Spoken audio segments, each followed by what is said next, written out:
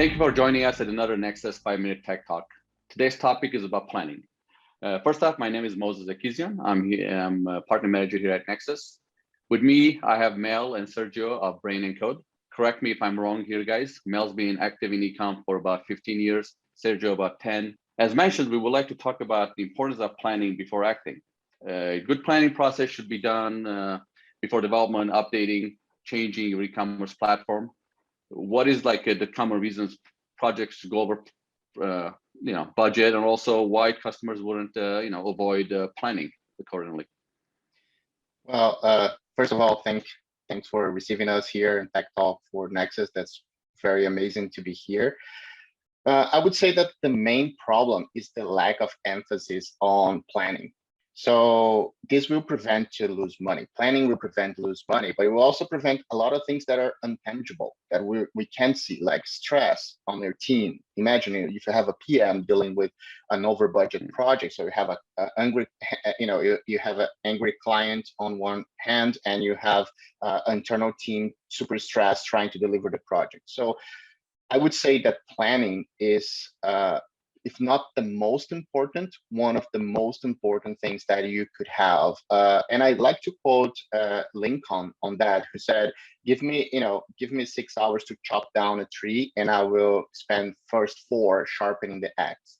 So that's the thing. So if you want to do something properly, you need to spend some time planning. We plan for everything every day, pretty much. The time we wake up, we're planning our schedule and meetings that we're going to have. So why not spend time planning on what's really important for you and your business? Oh, definitely. So obviously, each agency has their own ways of mitigating these risks. How do you guys manage that? First of all, research. And then on both ends, not only on the agency side, but also the client needs to do some research. Like I said before, you don't go to a real estater and give $1 million to the real estater and say, hey, find me a nice house. You do some research before. You want to know which neighborhood, you want to know what kind of type of house you're looking for, if you want to live in a townhome, or if you want to like a detached house, things like that. So it's the same on the e-commerce. So do some research first. Try to figure out what your competitors are doing. So this, I would say, it's probably one of the most important things. If you already have competitors on the e-commerce space, go there, take a look, see what they're doing. And there's no harm on doing that. Write out a plan. Have a plan and put it down, put in writing. Even if you're not technical, if you even don't know much about how to deal with all the plugins, extensions, integrations, and code, etc. Just put together, I would like this because it's important for me. This is one of the things. So, and try to understand what your e-commerce business needs and goals. So one good way to do that is by working with a S.M.A.R.T requirements guideline, which stands for specific, measurable, attainable, realistic, and time bound. So this is probably the best way to go by having sure that what you're trying to achieve is realistic and it's something that can be done and has a time bound and attainable, etc. So and last but not least, don't cut planning from your e-commerce website development. Exactly. Don't do that on both ends. I've been in the field for 10 years, and I can tell you that I saw, funny stuff, like clients saying, "Oh, planning is not important, so why are you charging me 5 hours, 10 hours, 20 hours, or even 100 hours, depending on the project size, for discovery, for requirements? Why are you doing that? We don't need that." And I saw a couple of e-commerce being developed with, 5 hours, 4 hours of planning. So you ended up getting what you're, planning for. Exactly, I totally understand. And obviously, each agency obviously work a few places here and there. But having said that, each company has its own forms. They can some questionnaires they can put in front of a client or a merchant at this end. But on the merchant side or on the client side, I mean, what type of homework should they engage in? The first one, like I said before, research. Spend some time researching not only your competitors, like I said, but also what kind of platform you want to use. oh, Sergio, but I don't know. I'm not a technical guy. I have no idea what the difference between WooCommerce or between Magento or any other e-commerce platform out there. Well, do some Google first and see what is these platforms, e-commerce platforms are offering, or what they put as standout. Oh, this is what we do the best, and see if that is what you were really looking for. Also, not only your competitors, but look the market itself, the marketplace. Sometimes, if you have that, e-commerce store that you like to buy, you like to purchase from, it's a good start. It's a good start. Even Amazon, that is this gigantic e-commerce platform. You may not have the budget to be an Amazon, but if you look at Amazon and you see something there that you like, it like, oh, I want a one-click purchase, or I want to be able to show right away what products has free shipping or things like that, you can grab some ideas. So research is the most. Mm-hmm. And to add to what Sergio just said, some of the risks actually come from the fact that the businesses that we work with, so our clients, are focusing on their own internal business needs and the website features that they desire. So one of the things, to add to what Sergio said, writing down the plan, make sure that you're also including the user aspect of it, not just the website features that you as a business desire, but what does your user desire?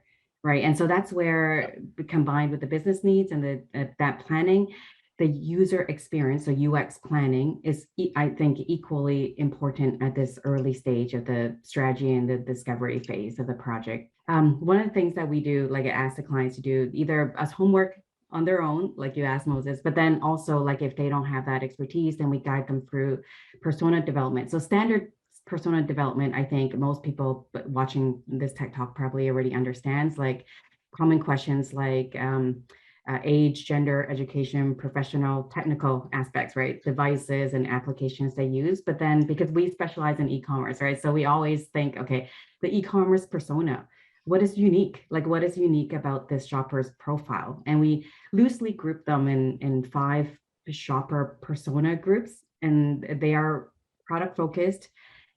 You've got your browser, the person who's just browsing to shop, they might not buy, right? So, and then also the researcher, bargain hunters, one-time shoppers. And when you think about it, like, they all have different motivations and needs. The product-focused shopper, like, they know exactly what they want, right? Their goal is speed.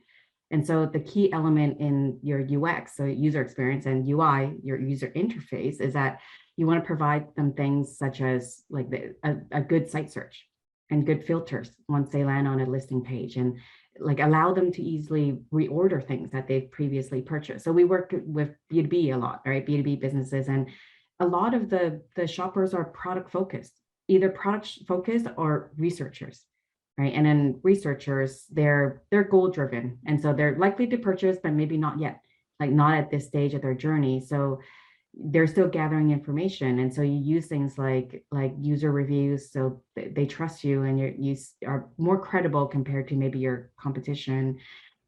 Make sure that if they add things to their cart, then if they come back a few days later, those items are still in their cart, so it's convenient, right? So those are the type of features where, like, we have a lot of clients come to us and they have a list, and we'll always ask why. It's like, okay, why do you want this feature? Is it even a fit? Right. And so you talked at the beginning about the budget, right? 50K project turned into 150K. Well, if you are working with an agency that will just take your wish list and go, okay, check, check, check. Okay, this is the budget for each one. And then they go build, right? But do you, or more importantly, do your users even need those features? So spend the money and spend the effort in planning and deciding, okay, like, who are your users?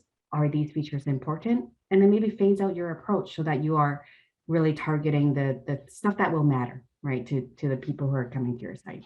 The information is required. It seems never to travel back to the project manager, what have you. So do you have some tips or guidelines of how to communicate effectively with the client, especially during planning, in order to be able to get their requirements to make a successful project?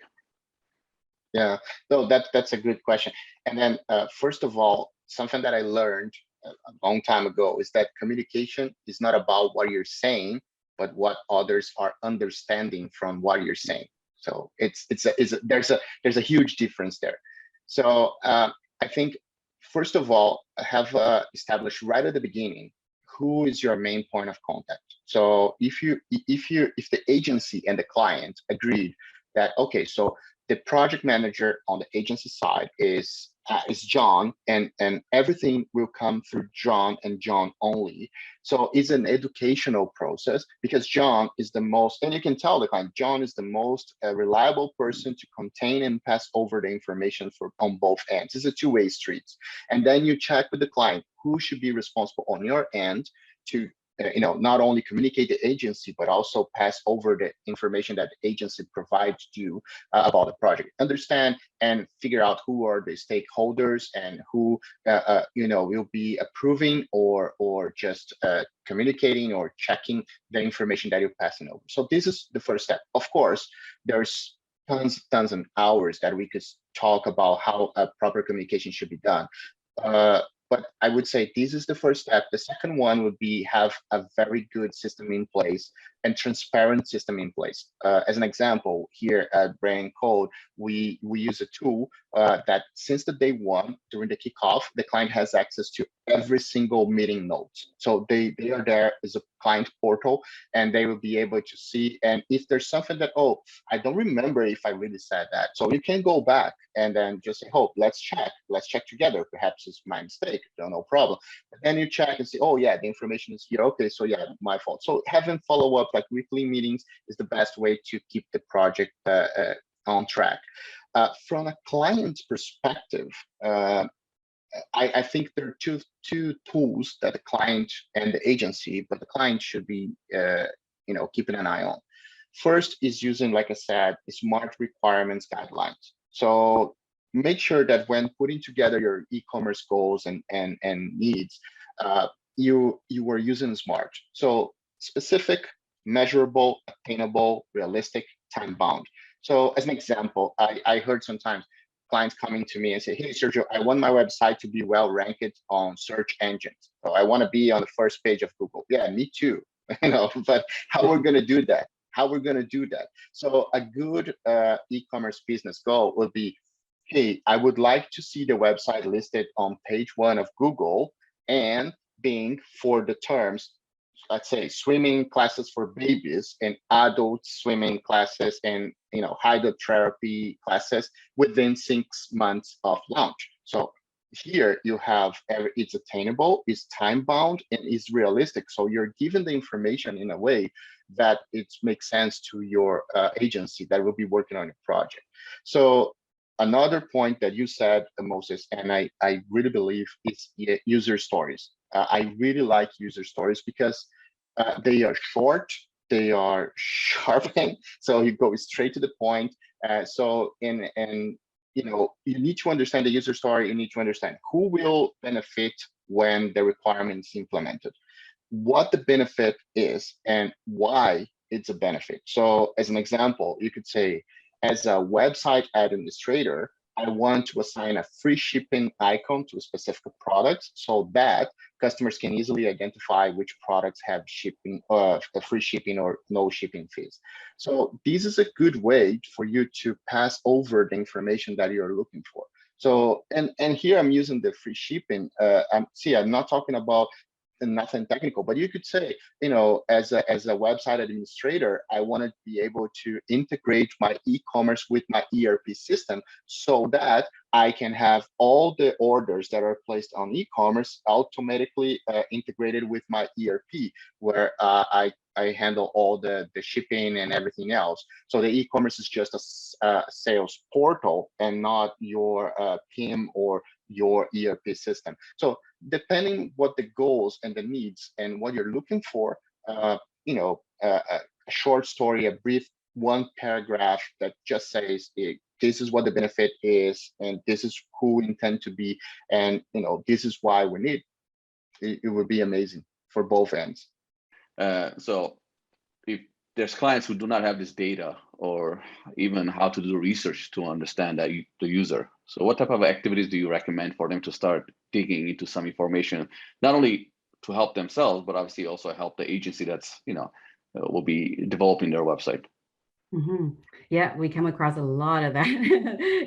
A lot of assumptions, right? And maybe they have a persona document that's collecting dust in a drawer, like, and it sat there for the last 2 years. And so, yeah, being at the discovery stage of the UX research and planning, how I like to uh, explain it to our clients is that you're looking to validate those assumptions, right? And so you want to put aside your biases, focus on watching, listening, and asking questions. Like those are the three important things, right? So the activities that I would recommend, and they are different depending on the industry and the client. I think some are more effective than others, and some might just not be feasible because it's not an option. And I'll explain in a bit. But then some examples are facilitating stakeholder interviews, watching user sessions. There's a lot of tools online that you could do that and track your users' behavior on the site. And you can see where they're rage clicking, so they're angry and they're clicking, and it's not, their site's not behaving the way you expect.